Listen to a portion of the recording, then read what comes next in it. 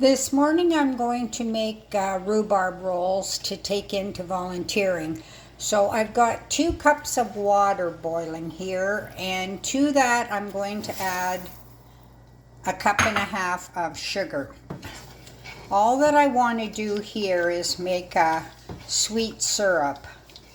So I'm just stirring the sugar until it dissolves.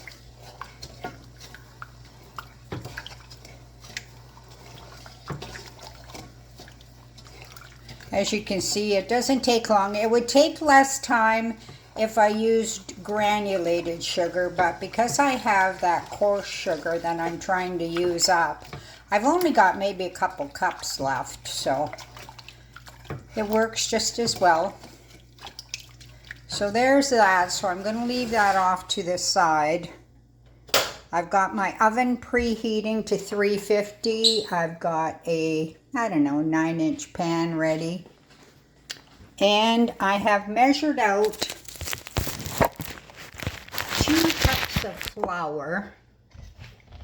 Now to that I'm going to add 1/2 teaspoon of salt.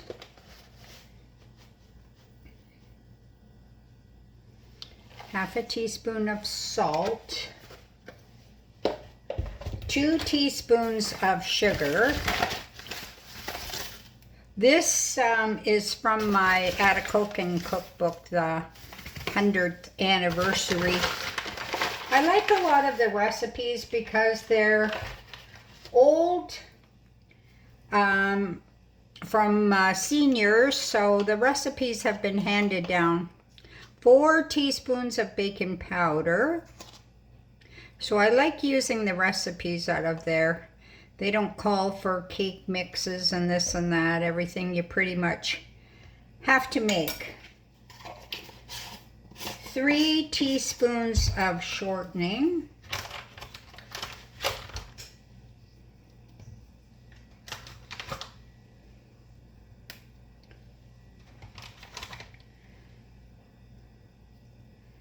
Now I'm just going to use a fork here and mix the shortening in. This recipe is very similar to if you were making biscuits, like baking powder biscuits or whatever.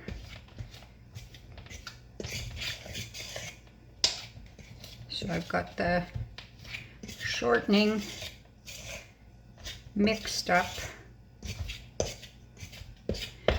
and I have measured out 1/2 cup of milk.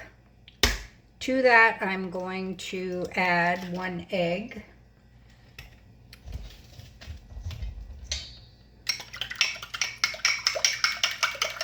Just mixing the egg with the milk.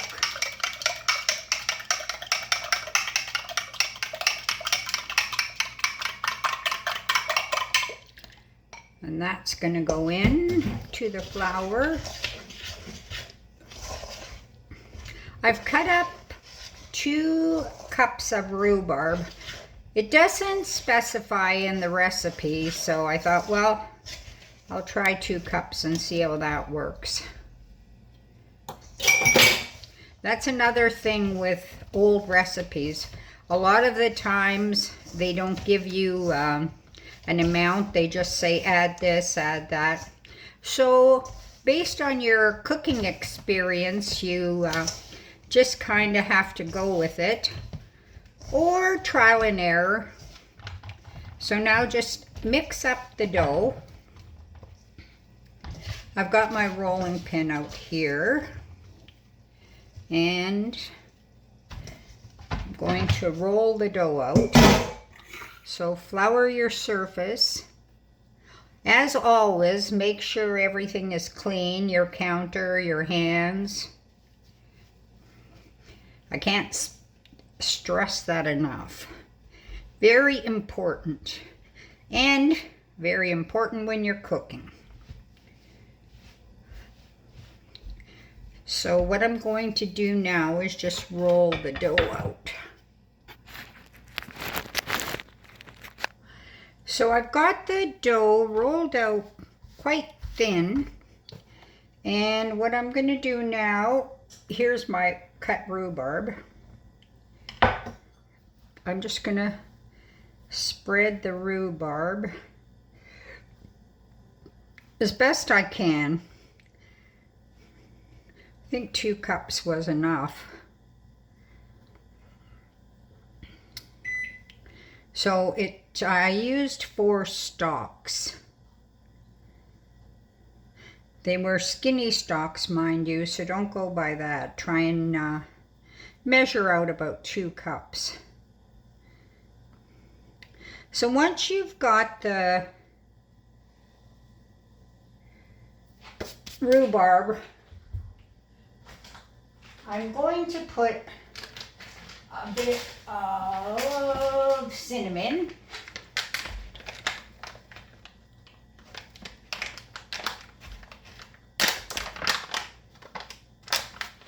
Maybe I will wait until this is kind of flying by the seat of my pants, this recipe.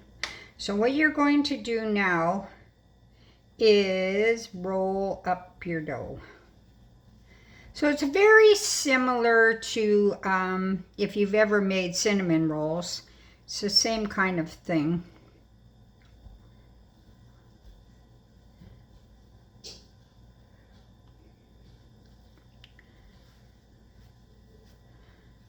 So roll up your dough.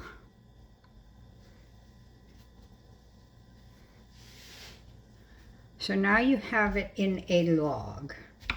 So I'm just going to trim off the ends here that don't have any fruit.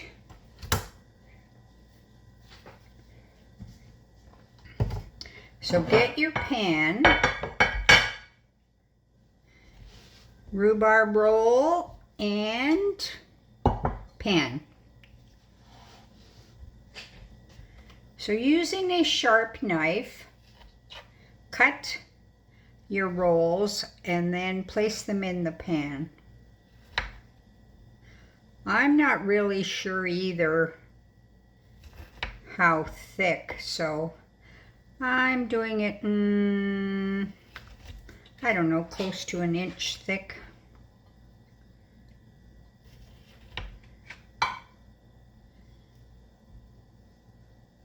So I probably could have, you know what, I'm going to use a bigger pan.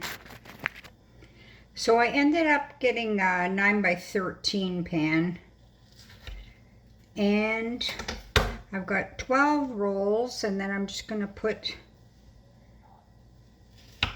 so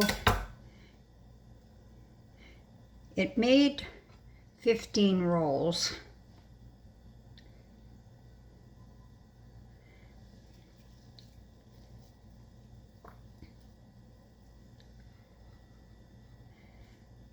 That's just a ball of dough that had some rhubarb in it. So now I'm going to sprinkle cinnamon.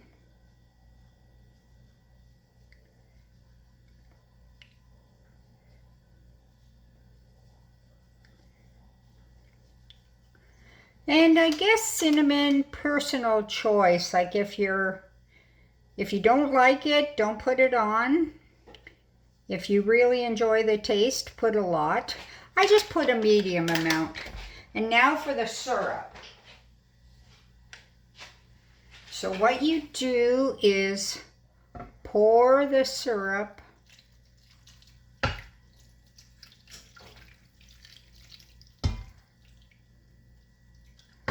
all over the rolls. And now it is going to go into the oven for about a half an hour. So we'll see how it turns out. I've just taken the rolls out, and as you can see, they're still bubbling. I'll let them sit until they're cooler, and then I will turn them upside down on a platter and see if they turned out. So this is the finished rhubarb squares. I actually had a small bit of one. They're quite tasty. If you like rhubarb, they're good.